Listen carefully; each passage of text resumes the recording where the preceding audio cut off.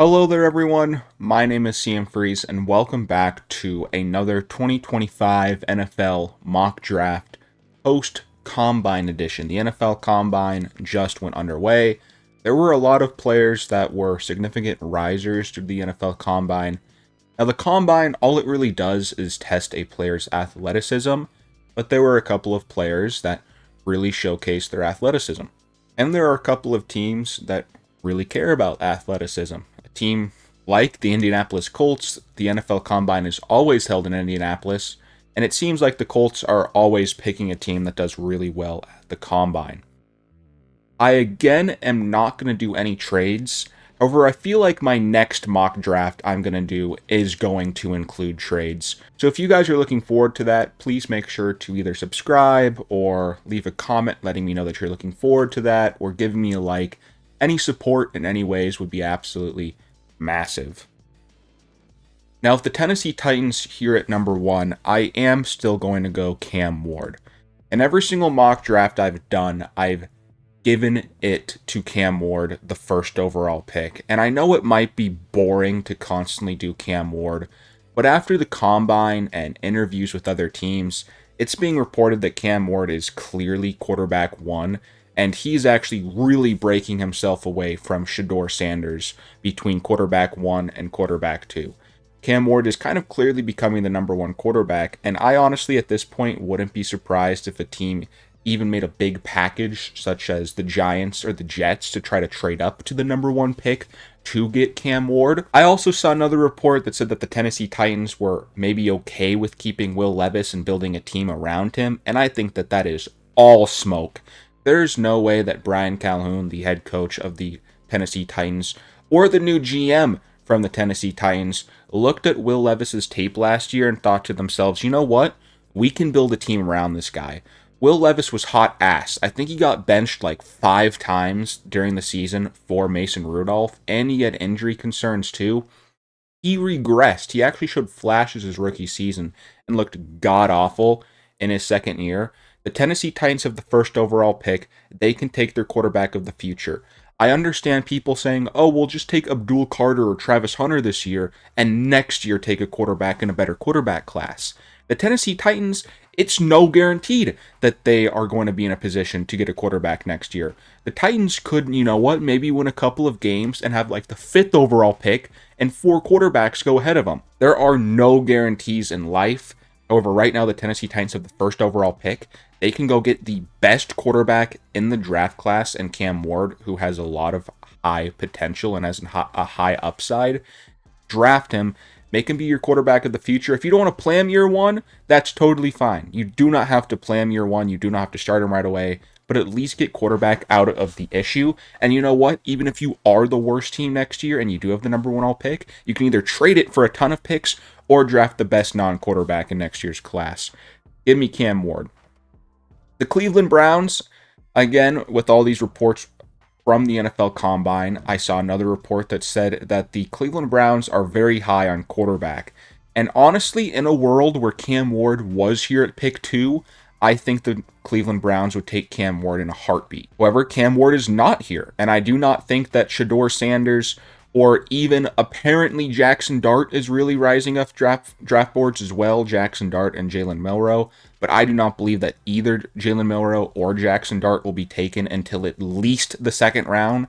I do not think there's a world either of these guys are first-round picks, especially not here at pick 2. Apparently, the Browns really like Cam Ward and Shedeur Sanders. So you know what? Maybe the Browns do go Shedeur Sanders here. I don't think Shedeur Sanders is worth the 2nd overall pick. I really don't. And I'm going to give him Abdul Carter. Myles Garrett wants out, and he's made it abundantly clear that he wants to be traded. Who knows if the Browns trade him this year, because Myles Garrett still has 2 years left on his contract, but I could see the Browns drafting Abdul Carter, at least keeping Myles Garrett on the team for this year to have Abdul Carter learn behind him. Or you know what, maybe Myles Garrett has absolutely no interest in teaching Abdul Carter at all, so the Browns do trade Myles Garrett for a first-round pick. They then have a glaring needed edge rusher. They also don't have anyone on the other side of Myles Garrett as well. Abdul Carter is hands down the best edge rusher in the draft class. He did have a little foot issue, but He came out, said he didn't need surgery for it. He talked to specialists. We'll see if that foot injury is anything of concern at all to Abdul Carter. But the Cleveland Browns don't need Travis Hunter. I mean, I guess you could say that you could upgrade Travis Hunter, but the Browns already have Denzel Ward. And I know that they have another good corner as well. I'm trying to think of his name. I know the Browns have another, Greg Newsome. So you already have Newsome and you already have Denzel Ward. Yes, you could get younger at the quarterback position, at the corner position. Yes, Travis Hunter could also play wide receiver. I just don't think Hunter's a good fit in Cleveland, where they definitely need edge rusher. Abdul Carter looked great. Maybe that foot injury is a concern. Maybe they go Shedeur Sanders. But right now, at this current moment of time, I'm going to pencil them into Abdul Carter. Now, the New York Giants are a team that I really think are trying to save their jobs. I could really see the Giants actually trading up to the first overall pick for Cam Ward. But again, like I said, this is a mock draft with no trades. Brian Daboll and Joe Steichen, the GM and the head coach for the New York Giants, really want to keep their jobs. And to keep their jobs, you need to win now. So if you want to win now, I don't think you're winning now with Shedeur Sanders. Why take Shedeur Sanders and draft him if then just next year, if you get fired because you do bad, he's not even going to be on the team? Might as well just draft best player available with Travis Hunter. I think if you're trying to win now, they might go out and try to sign a veteran quarterback. Obviously, Sam Darnold is the biggest name. There are a couple of others that they could go after too. Who knows if they're going to be any good at all. The New York Giants were trying to go after Matthew Stafford, which it was reported for. This makes me think, like I said, they are trying to save face. They're trying to win now. The Giants could also go after a veteran quarterback. Like I said, Sam Darnold's there. He's the only reliable one, but that's crazy to think about too. This quarterback free agency class is not that good. You got to think about other quarterbacks they could potentially go after. I guess there's Kirk Cousins, Aaron Rodgers. Like, it's not that appealing. But if you're the Giants and you're trying to win now, probably the best option would be to go get one of those veterans. And then if you want to draft a rookie quarterback, go draft Jalen Milroe or Jackson Dart in the second round and just get Travis Hunter as the best player available. The Giants have really needed a corner one for a while now. Travis Hunter can instantly come in and be their best corner on the team. And I think I think Travis Hunter helps them win now. Whereas maybe Shedeur Sanders would be a better long-term option, but who knows if even Shedeur Sanders is going to work out as a quarterback as well.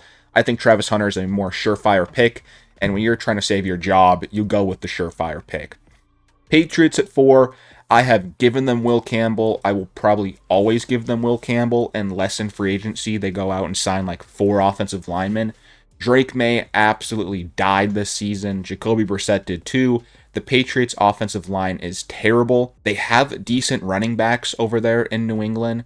Their wide receivers are not great, yes, but I think it's much easier to go out and sign a couple of wide receivers in free agency or go out and draft a couple of wide receivers in the second and third round rather than get a bona fide star at the offensive line position, which Will Campbell is. He's the best offensive lineman in the class. He can play any position. He can play tackle or he can play guard. He'll probably play guard, but he has the option to play both.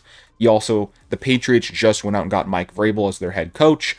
Mike Vrabel was with the Tennessee Titans, who had a good offensive line and a good run game in Derrick Henry. He understands that you need to bolster the trenches, and that's exactly what the Patriots do here at 4. Jacksonville Jaguars at pick 5, I'm going to give them Mason Graham. Mason Graham is probably a top 5 player overall in this draft class. I've said this a couple of times now, but I think hands down the 4 best players are Abdul Carter, Travis Hunter, Mason Graham, and Ashton Jeanty. Those are your blue chip 5-star prospects right there. You can honestly throw in a lot of different people for that 5th spot, but Abdul Carter, Travis Hunter, Mason Graham, and Ashton Jeanty. Those are your guys. You have an option to get a top 4 player in the class at pick 5. And if you're Jacksonville, that defensive line is just going to be absolutely a nightmare matchup for people to go up against, where you got Mason Graham, but then you also got Josh Allen, and they still got Travon Walker, who's continuing to develop. And Travon Walker has been an underrated player for the Jacksonville Jaguars. People don't talk about it enough because he went first overall, But Trayvon Walker has been doing good. And now having Josh Allen, Walker, and Mason Graham on the defensive line, that's going to be an absolute nightmare matchup. And look at how the Eagles just did with their dominant offensive line. Dominant defensive line. Now, Raiders here at 6. The Raiders could go Shedeur Sanders here. They really could if they want a quarterback to sit behind the veteran they bring in. The Raiders' new general manager even came out and said that he's listening to Tom Brady and said, I would be an idiot not to take advice from Tom. I really think they're going to go get a veteran quarterback. I think Russell Wilson makes way too much sense to me. You know what? Maybe they don't go get a veteran quarterback, but I really think they go get Russ or Sam Darnold. I really think Russ or Darnold will be a Raider. Tom Brady's going to want a quarterback. Now, obviously, Russ doesn't have that many years left in the tank. Sam Darnold potentially does. So it really just depends on who they go out and sign. If you want to draft Shedeur Sanders here at 6 and have him sit behind Russ for a year or two, that makes a lot of sense to me. That really does. So for the Raiders, it really depends what are you looking for. Like if you go out and get Russ and then put Sanders behind him, you're obviously thinking about the quarterback position, but then you still don't have a wide receiver 1. You have Brock Bowers, but that's about it. You also don't really have a solid running back as well. However, as I've been saying, it's much easier to upgrade at the skill position than it is to upgrade at quarterback or offensive line. There's many more wide receivers and high quality running backs than there are, quality quarterbacks. So I could see the Las Vegas Raiders bringing in a veteran and then drafting Shedeur Sanders and having him sit behind that veteran for a year or two. Maybe learn what a veteran quarterback does, because that's one of the main issues that Shedeur Sanders has right now is his personality issues. If you bring in a veteran and have Shedeur sit behind that veteran and have Shedeur learn and see someone lead by example of what you're supposed to do, as much as you don't like Russ, if you don't like Russ because of his play, I completely get that. But Russ is a leader in the locker room. There's no denying that. He might be a little corny of a leader, but I at least think he could teach Shedeur Sanders leadership skills. All 3 of these top picks here, Shedeur Sanders, Tetairoa McMillan, or Ashton Jeanty, I think the Raiders could take. I honestly really think the Raiders could take him. But it's also been reported that the Raiders really like some of these late-round quarterbacks here. Like I said, Jalen Milroe and Jackson Dart both have really improved their draft stock. I really think that Cam Ward is clearly QB1. Shedeur Sanders is probably QB2 and will probably go in the first round. But then I could see Jalen Milroe and Jackson Dart being second-round picks. Maybe, just maybe, there's a world where a team trades up to pick 31 or 32 with the Eagles and Chiefs and takes Milroe or Dart. So if you're thinking, okay, maybe I'll bring in Russell Wilson and then draft Jalen Milroe to sit behind Russell Wilson, not Shedeur Sanders, what does that mean the Raiders can do? Well, that means the Raiders can go take one of the top 4 players in the class in Ashton Jeanty. Like I said, I could see this being Sanders, I could see this being Tetairoa McMillan, I could see this being Ashton Jeanty. But Jeanty is one of the 4 best players in this draft class. Ashton Jeanty has really good speed and really good power, and just his ability to be able to shake off tacklers and the amount of yards that he gets after contact is absolutely insane.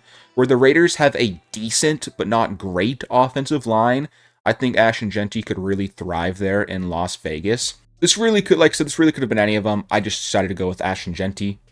Take things up a bit, Let's have Jeanty go high. And if people are saying, oh my god, pick 6, that's way too high for a running back, look at Bijan Robinson, look at Jahmyr Gibbs, look at Saquon Barkley. Teams are willing to draft a running back high. Just because you think that it's terrible to draft a running back that high doesn't mean the NFL teams are not afraid to. And guess what? Barkley, Bijan Robinson, and Gibbs are arguably 3 of the best 5 running backs in the NFL. Ashton Jeanty will come in and immediately be a starter for Las Vegas. You could tell that they desperately missed out on Josh Jacobs' production. Go ahead and get yourself a bona fide top 5 player in the class in Ashton Jeanty. Jets at 7. I think Shedeur Sanders has just fallen right into the Jets' lap. There's reports that they're willing to trade up for a quarterback. Well, a quarterback just has fallen right to them. I don't think Shedeur Sanders will start for the Jets right away. Apparently, they really want Tyrod Taylor. I don't know if he's already on the team or not, but I saw reports that they're going to go get Tyrod Taylor. I could see the Jets bringing in a veteran quarterback like that. Maybe not a big name, but someone like Tyrod Taylor. having him start and just having Shedeur Sanders sit behind him for probably the entire year, who knows? It might be another bad season for the Jets, but they got to get rid of Davante Adams' contract. They've already gotten rid of Aaron Rodgers' contract. That plan backfired. You now unfortunately kind of have to rebuild if you're the Jets. It seems like they're also losing out on other key free agents as well. Draft your quarterback of the future, have him sit for a year. Who knows? Maybe you want to get him experience right away and have him start. They're the Jets. It's not going to work out either way, but doesn't matter what I take here. It's not going to work out. They could also go Tetairoa McMillan as well, but then when you got Shedeur Sanders, who has just fallen to you at 7, I think you draft him. Which then, the Carolina Panthers here at pick 8. I did say that this was a post-combine NFL mock draft. So post-combine NFL mock draft, we are going to give the Carolina Panthers Shemar Stewart from Texas A&M. Now, this could be way too high for him. This really could be. I'm not that big on Shemar Stewart as other people are. I know some people absolutely love him. But let's look at the facts. He blew up the combine. He, I believe, had a 10 out of 10 score on the combine. His athleticism cannot be denied. An absolute freak athlete off the edge, and the Carolina Panthers need edge help desperately. All they have on that team is Derek Brown right now, especially after trading away Brian Burns. While the production wasn't there at Texas A&M, you're the Panthers. You go out and get the best athlete because you cannot teach athleticism. You cannot teach size and speed. You can teach power moves. You can teach spin moves. You can teach someone how to rush a quarterback. You cannot teach that kind of athleticism. Like I said, this might be an overreaction, but I do think that the Panthers probably take an edge here. It's just who really is edge 2 behind Abdul Carter's the question. There are so many people here. I like James Pierce Jr. I really like Jalen Walker. I like Shemar Stewart. There's Mike Green from Marshall. It's really impossible to tell who's going to be edge 2. That's one of my biggest questions going into the draft. Who is edge 2? Who's going to go after Abdul Carter? Like I said, I think there are 4 or 5 guys that could be edge 2. In my personal opinion, I probably have it being James Pierce Jr. If I had to guess who would be the second best edge rusher after Abdul Carter, but Shemar Stewart is the best athlete out of all of them. James Pierce Jr. is an incredibly gifted athlete as well. Not as good as an athlete as Shemar Stewart, but James Pierce Jr. has had better production over there in Tennessee. Now, the New Orleans Saints at pick 9, I'm going to continue to do this as I'm going to give them Tyler Warren. Tyler Warren is an incredible tight end who can both pass and catch. He's more of a traditional tight end rather than a more pass-catching tight end. And when I look at the Saints just need playmakers. The Saints desperately need a playmaker. Now, I could have gone Tetairoa McMillan, but they also have a bad offensive line as well, and Tyler Warren takes out 2 birds with 1 stone. He can both block for you, and he can both catch for you. I just love the fit that Tyler Warren has to the Saints. I look at the Saints back when they have Jimmy Graham and how they just haven't really been the same since. I'm not saying that's because they haven't had Jimmy Graham. I'm just saying the Saints just don't have weapons like they used to. Give the Saints another offensive weapon and they're sticking with Derek Carr, who isn't terrible. Derek Carr has shown flashes at times. But give me Tyler Warren here to the Saints at 9. Now, the Chicago Bears here at pick 10, I can't believe Tetairoa McMillan's still on the board and is going to fall out of the top 10 in this mock draft. The second that I drafted Tyler Warren to the Saints, I thought to myself, oh crap, I should have probably given them Tetairoa McMillan. But you know what? Someone always falls, and I guess in this draft class, it is going to be Tetairoa McMillan. Now, the Chicago Bears here at pick 10, you could go a couple of things here. You could go James Pierce Jr. out of Tennessee, but a player that has really been making a lot of name for the Chicago Bears has been Tyler Booker from Alabama. Tyler Booker is a pure guard from Bama, and the Bears' offensive line play is absolutely atrocious. I've seen some people give the Bears Ashton Jeanty here, both Jeanty off the board. What do you need to improve next? Offensive line. You need to protect Caleb Williams. Ben Johnson knows how important offensive line is from his time in Detroit. Who's the best offensive lineman on the board right now? That's also tough as well. I think Will Campbell is clearly offensive lineman 1. There's a lot of guys in this conversation here. I think you can go Kelvin Banks. I really think that you can go Armand from Missouri. There are just a couple of guys here that I really like. In the end, I went with Tyler Booker. But I could also see this being an edge rusher. But with Ben Johnson being an offensive guy and Caleb Williams, you need to protect him. You go with Tyler Booker. Now, the 49ers here at pick 11, this could be a couple of things here. They did just lose out on Deebo Samuel. And now the 49ers, they still have Brandon Ayuk, they still have Ricky Pearsall, and they still have George Kittle and Christian McCaffrey, so they still do have a decent amount of weapons. Something that they might not have anymore, though, is Tredarius Ward, their corner one, is walking in free agency. So what do? You go out and get the second best corner in the draft class at pick 11 at Will Johnson. Will Johnson did battle an injury towards the end of his campaign in his 2024 season, but still has looked phenomenal the last couple of years at Michigan. I believe that without that injury, he would hands down be a top 10 pick, but he did get his foot banged up a little bit, but he claims to be healthy, he claims to be good to go, and he should be good to go for the start of training camp. 49ers now have a big need at the cornerback position. Go and get yourself the second best cornerback in the class. Everyone knows Will Johnson's name. He could be in that case for that fifth best player in this draft class overall. Will Johnson is a freak over there in Michigan. Now, the Dallas Cowboys here at pick 12, I am going to go give them Tetairoa McMillan. Every single person ever has the Cowboys getting Genty, but in a world where Genty goes at 6 and Tetairoa McMillan is still here, the Dallas Cowboys don't really have a wide receiver 2 outside of CeeDee Lamb. Imagine CeeDee Lamb and Tetairoa McMillan next to each other. You got CeeDee Lamb, who is a fast, elite route runner, and then you got Tetairoa McMillan, who is 6'5" and can go and catch the ball. So you got CeeDee Lamb, who's getting open every single play, and then you got Tetairoa McMillan, and CeeDee Lamb's going to require 1 to 2 people on him at all times. So Tetairoa McMillan is probably going to have a one-on-one with the team's worst corner, not their corner one. And if not their corner one isn't on CeeDee Lamb, then guess what? CeeDee Lamb's going to be open. CeeDee Lamb and Tetairoa McMillan would actually be an elite 1-2 punch at the wide receiver core, and I think Dallas Cowboys fans would be incredibly happy with this going forward. Yes, you still don't have a running back, but Genty's not on the board. I think Tetairoa McMillan and CeeDee Lamb is actually a phenomenal fit, and now that I've actually done this in my mock draft, I would actually love if this happened for the Dallas Cowboys. Miami Dolphins here at pick 13, I'm going to go with Malaki Starks. It sounds like they're losing Jevon Holland in free agency. I think the Dolphins have already came out and said that they're going to let him go test his market. Typically, when a player goes and tests their market, they aren't coming back. Look what happened with Saquon Barkley last year at Hard Knocks. The Giants said, yeah, go test your market, and we'll match the offer. We want to see what you're worth. He then went to the Eagles and said, screw this, I'm not going back to New York. I highly doubt that Jevon Hollins, who's one of the best safeties in the game, is going to want to come back to a franchise that is still yet to win a playoff game while he's been there for him. So they have an immediate need at the safety position. Malaki Starks is the best safety in the draft class.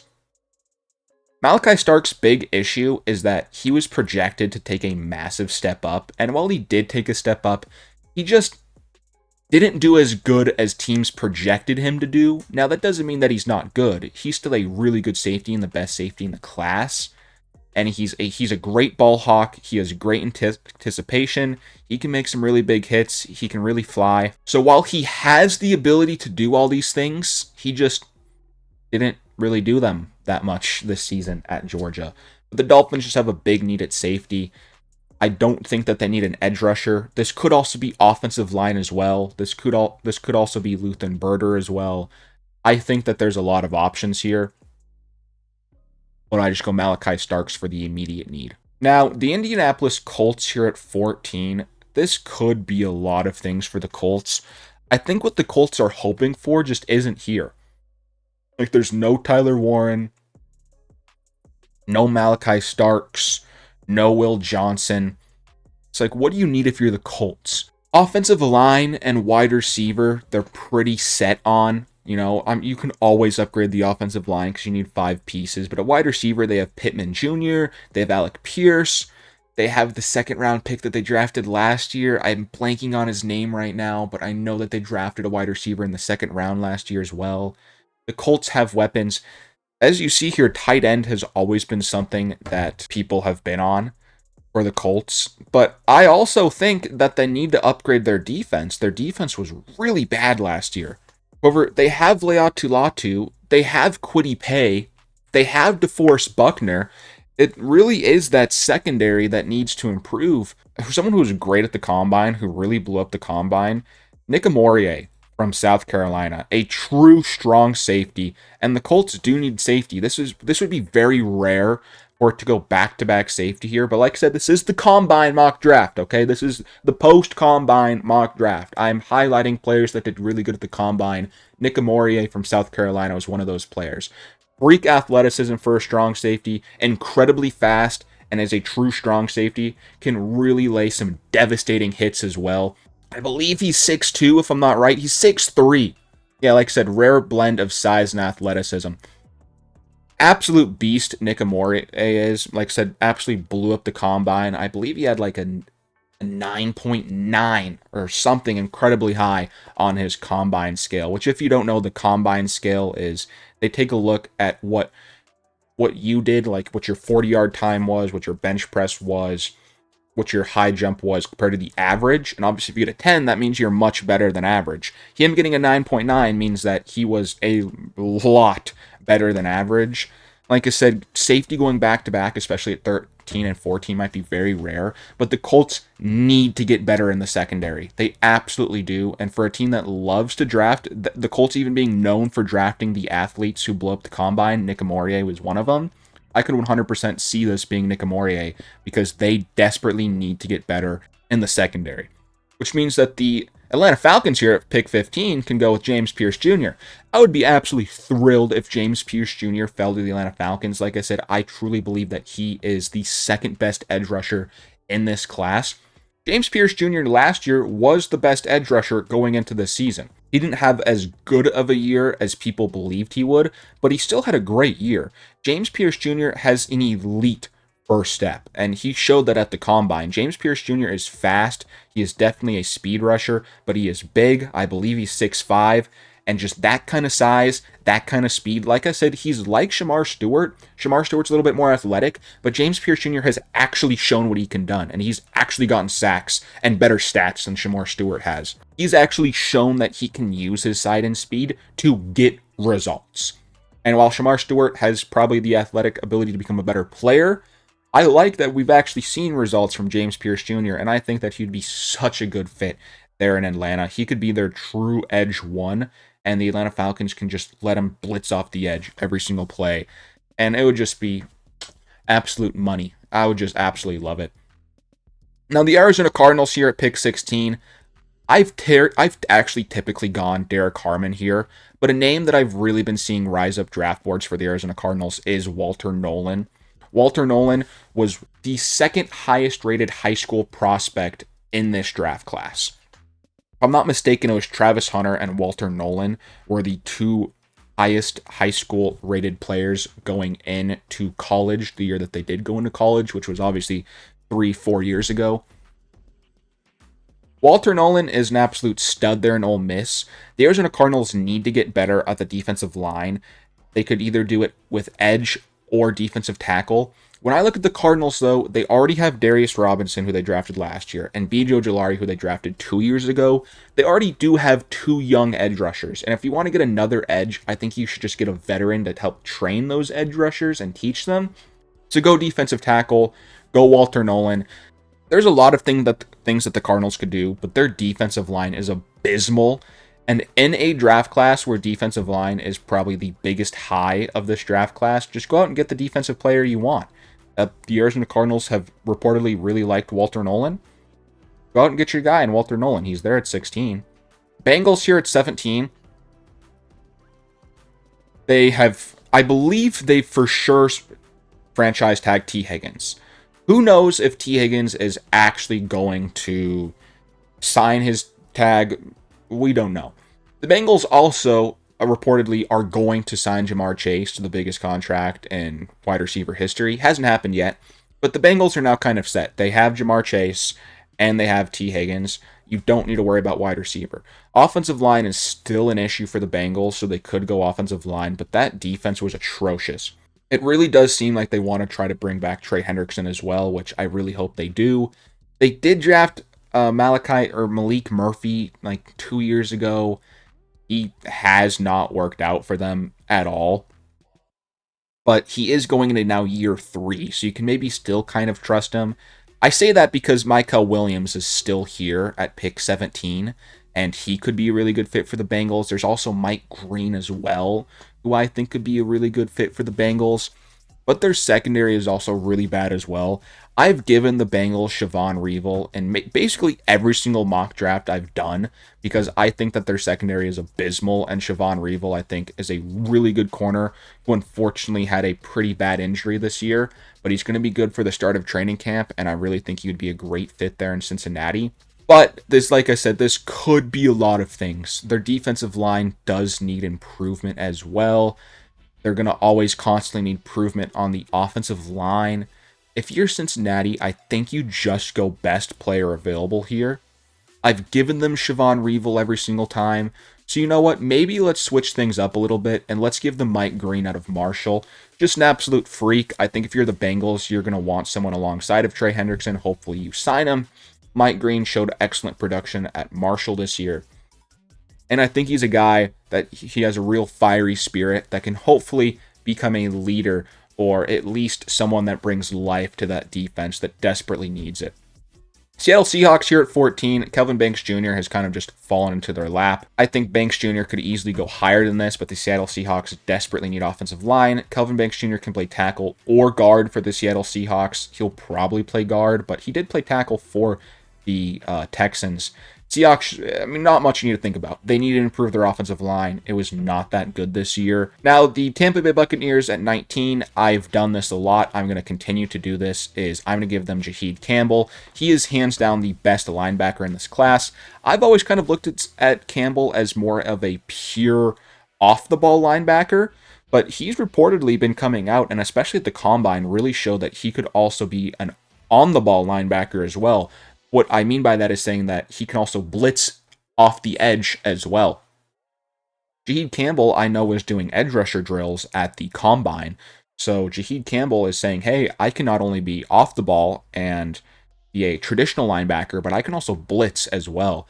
I love the fit to Jaheed Campbell in Tampa Bay. As much as I'm a Falcons fan, and I absolutely hate that. I hate Jaheed Campbell going to the Buccaneers because I think he would do phenomenal there. I think he's such a good player. Just for some reason, linebacker is the position that NFL players always draft so low. If he falls to the Bucs at 19, I wouldn't like that. I think it would be a great fit for him in his career. You know, I think he would do great there in Tampa Bay. I honestly don't see a world where he makes it past the Buccaneers. If he doesn't go earlier, I think the Bucs snipe him. Like I said, he had a great combine. Jaheed Campbell did really good at the draft. Like I said, he did edge rusher drills. Just a great fit for him with the Buccaneers at 19. Which then leads us to the Denver Broncos. And with Luther Bader still on the board at pick 20, I think the Broncos just have to take him. I do think that this also could be Colston Loveton as well if the Broncos choose to go tight end over wide receiver. Luther Bader is just so good at yards after catch. Get the ball in his hands and he can be a playmaker for you. He has great speed. He's had terrible quarterback play at Missouri, but they've still found ways to use him because you just got to put the ball in his hand. He now is having Bo Nix, who has showed Bo Nix played actually pretty decent for the Broncos. Nothing crazy, right? It's not like he was elite or anything, but he was decent for the Broncos, and he's definitely better than what Luther Bader had at Missouri. Who knows what the Steelers are doing at quarterback, but I don't think that they address it here at 21. I really think that they probably re-sign Justin Fields. The Steelers' offensive line, though, was bad. Really bad. Go and get yourself one of the best offensive linemen in the class this year, Armend from Missouri. I remember Daniel Jeremiah was talking about Armend. Armend was kind of seen as like a late first round, second round kind of guy, but then Daniel Jeremiah came out and said, hey, Armend has the best technique out of any offensive lineman in this year's draft class, and teams are actually really high on him. I could see the Pittsburgh Steelers being high on a guy that's physically sound, especially seeing that some of the guys that they've drafted to try to fix their offensive line has not been that good. You need to just, like I said, you can never have too many offensive linemen. If you're the Steelers, we all know that the Steelers have a good defense. They're not going to draft a quarterback here at 21. This very easily could be wide receiver. This very easily could be either Matthew Golden. I also think that Ikem Ekwonu is a great fit for the Pittsburgh Steelers as well, but everyone gives him wide receiver. Like I said, why not switch it up? Combine episode, I know I've said this like 20 times now, but Armand, very physically gifted, can help the Steelers immediately. And oh my god, look at that, pick 22, Colson Loveston just fell to the Chargers. That's absolutely crazy. Wow. Harbaugh gets his Michigan guy, and Justin Herbert gets a target. Wow, who saw that one coming? Now, I think this is finally the time that we say that Michael Williams' drop can stop right here, and the Green Bay Packers can go and select him. The bad thing that just happened to Michael Williams here is all the teams that have gone before him don't really need an edge rusher. The Chargers desperately need to upgrade their offense. Same with the Steelers. Same with the Broncos. The Buccaneers, they decided to go with a linebacker. Seahawks need to upgrade their offense. You know, he could have gone to the Bengals at 17, but I went with Mike Green. Michael Williams, great edge rusher. Obviously, he's my boy in Georgia. He played hurt all year, and it kind of showed. Probably would have been better if he just took the year off. You look at like what Nick Bosa did with Ohio State a couple of years ago when he was injured, and he said, I don't want to hurt my draft stock, so he just opted out. But I think that just shows how important football is to Michael Williams, and I think Green Bay is going to respect that. Now, he might not be the player that the Packers want, and in fact, Michael Williams and Green Bay probably isn't a good fit at all. It doesn't really seem like the kind of profile that the Green Bay Packers look for in a player. But regardless, Michael Williams is hands down the best player on the board. And I think you just have to go best player available, and especially upgrade that pass rush if you're the Packers. We all know that they have a good offense, but that defense definitely needs improvement. They could have gone Javon Reevil as well, but I just went with the best possible defender on the board, which was Michael Williams. But Javon Reevil would have made a lot of sense too, who is going to the Minnesota Vikings. Javon Reevil is a great player. Like I said, hands down the third best corner in this class. It's obviously Trevor Hunter's 1. Will Johnson's 2. Javon Reevil is 3 for me. And I think it's pretty clear that it's in that order. I don't even really think you could say that there's a corner 3. I know that teams are actually really high on Jahir Barron from Texas, and he's a really good corner as well. He will go in the first round. Or he should go in the first round, you know, things never happen. But I just like Reevil more than Barron, just with how good of a season Reevil had last year, and he also had a good year to start the season as well. I just really like his fit in Minnesota. They need to get better in their secondary. Then the Houston Texans here at 25, Ikem Ekwonu is just falling into their lap. The Texans need wide receiver. Stephon Diggs is a free agent. No guarantee he's coming back. Tank Dell is going to miss this entire year with injury. They only have Nico Collins. You need a wide receiver. Ikem Ekwonu, in my opinion, is the best wide receiver on the board. Ikem Ekwonu doesn't really do anything exceptionally well, but he does a lot of things very well. Very good at high pointing the ball. Very good at yards after catch. Really good route runner. Great fit there at pick 25. Now the Rams here at pick 26. This could be a lot of things, but I do think that offensive line is probably the most important thing here for the Rams at this moment in time. There's a couple of good offensive linemen they could go. They could go with Josh Simmons. They could go with Cameron Williams. I also really like Jonah from Arizona as well. So it's honestly just who do you like here at the offensive tackle position? You could go with any of these guys. I could be boring and just go with the top guy on the board and Josh Simmons, but you know what? Let me go with Jonah, the guy from Arizona. The Rams just had to play a playoff game in Arizona, so, you keep him kind of close. He only goes from Arizona, and he has to go to Los Angeles. Instead of having this Ohio State guy, Josh Simmons, have to go all the way to Los Angeles. Jonah only has a couple-hour drive, Switch things up a bit. Don't just take the best player on what PF football is saying. Then the Ravens at 27. Their defense is just really good. I don't know if there's a corner I would take here. They already have Nate Wiggins. They already have Marlon Humphreys. Their defensive line's really good. They have good linebackers. It's really tough to actually pick a need that the Ravens need. So offensive line, I would say, is probably their biggest one. You got to protect Lamar Jackson, obviously, and Derrick Henry still on the team as well. Detroit Lions here at 28. This is going to be defense, and somehow Jalen Walker's just fallen to him. I didn't really even plan this. Just with how many good defensive linemen there are in this draft class, some of them are going to fall. It's just, who's it going to be? Obviously, Mike Green might not be drafted as high as I had Mike Green Mike Green get drafted. Walter Nolan might not be drafted as high as I had him get drafted. Nick Amorier might not be drafted as high as I did. Last year it was all offense. This year it's a good mix of both, but there's some really good defenders in this draft class as well. And just because of that, Jalen Walker's fallen in this draft class. Every single draft class, somebody is going to fall, and it just happened to be the Georgia guys this year, or in this draft, in this mock draft with Micah Williams and Jalen Walker. But Jalen Walker is an absolute beast. He can play on the ball, he can play off the ball. Excellent fit in Detroit. I think Detroit would be ecstatic if Jalen Walker falls to them at 28. With the Commanders now at 29, it says wide receiver here, but they just went and signed Deebo Samuel, or traded for Deebo Samuel. And obviously Deebo Samuel is older, but they now have Deebo Samuel. They now have Terry McLaurin. I know I'm blanking on somebody too. Who else do the Commanders have? I know they have another good wide receiver that I'm blanking on. God, what's his name? I guess actually not really. I kind of just looked it up. It was Noah Brown. Maybe the Commanders still do need wide receiver. However, let's be frank here. Their defense was bad last year. The Commanders' defense was bad. They could use help on any side of the ball. Now, it's reported that the Washington Commanders are the front runners to go get Myles Garrett if he gets traded. And who knows if that happens, but I could actually totally see the Commanders trading pick 29 to go get any edge rusher. But the Commanders, their secondary is terrible, so I am going to give them Shaheed Barron out of Texas.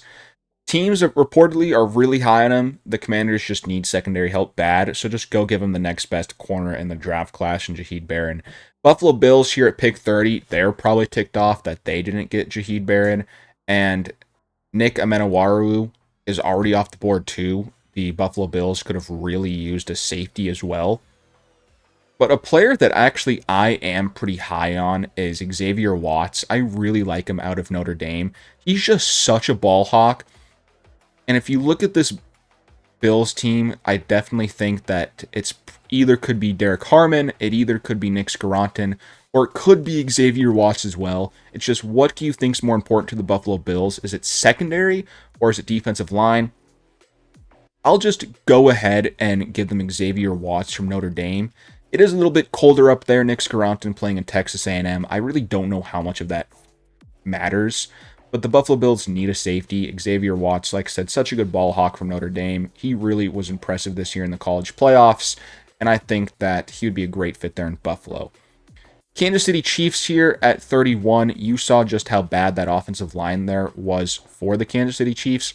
So we are going to go ahead and give him Cameron Williams, offensive tackle from Texas, just to try to upgrade that offensive line for the Chiefs that was not good against the Eagles. And then the Eagles here at 32, this honestly could be anything that you want for the Eagles. They're just such a good team all across the board. Their defensive line was so good last year. This could be anything. This really, truly could be anything. In fact, I could even see a world where they probably trade out of this pick. Honestly, I have no clue what to go here. I really don't, because the Eagles are just such a good, well-rounded team. We'll just go, I guess, the best player available on this draft board. We'll just go Nick Scaronton. Just continue to make that defensive line literally unstoppable for the Philadelphia Eagles. Usually it shows you your draft result. I don't know why it's not showing me my draft result now. But anyways, guys, that's been the post-combine NFL mock draft. Let me know if you agree or disagree with some of my picks in the comment section down below. Like I said, next mock draft I do will be a mock draft with trades. I know that free agency is opening up here pretty soon, so probably do that like a day or two before free agency. Thank you guys so much for watching, and peace out.